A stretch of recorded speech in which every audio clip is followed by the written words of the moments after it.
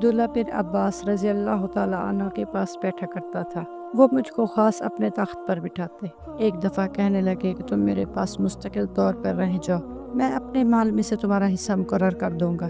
تو میں 2 ماہ تک ان کی خدمت میں رہ گیا۔ پھر کہنے لگے کہ عبد القیس کا وفد جب حضرت صلی اللہ علیہ وآلہ وسلم کے پاس آیا تو آپ نے پوچھا کہ یہ کون سی قوم کے لوگ ہیں یا یہ وقت کہاں کا ہے؟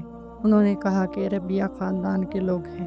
آپ صلی اللہ علیہ وآلہ وسلم نے فرمایا مرحبا، اس قوم کو یا اس وفد کو نہ ذلیل ہونے والے نہ شرمندہ ہونے والے، یعنی ان کا آنا بہت خوب ہے۔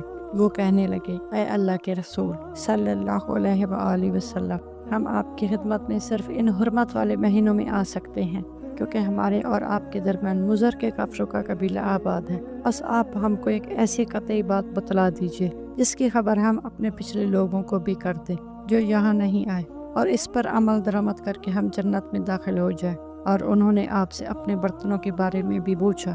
آپ صلی اللہ علیہ وآلہ وسلم نے ان کو 4 باتوں کا حکم دیا اور 4 قسم کے برتنوں کو استعمال میں لانے سے منع فرمایا۔ ان کو حکم دیا کہ ایک اکیلے خدا پر ایمان لاؤ۔ پھر آپ صلی اللہ علیہ وآلہ وسلم نے پوچھا کہ جانتے ہو کہ ایک اکیلے خدا پر ایمان لانے کا مطلب کیا ہے؟ انہوں نے کہا کہ اللہ اور اس کے رسول ہی کو معلوم ہے۔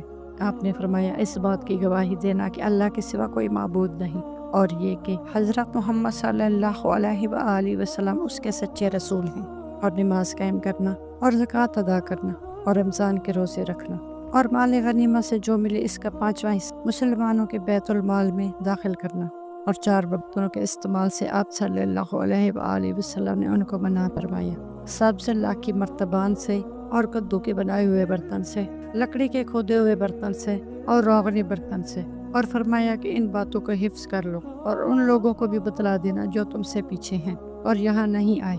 صحیح بخاری حدیث نمبر 53۔ خوش رہیں، خوش رکھیں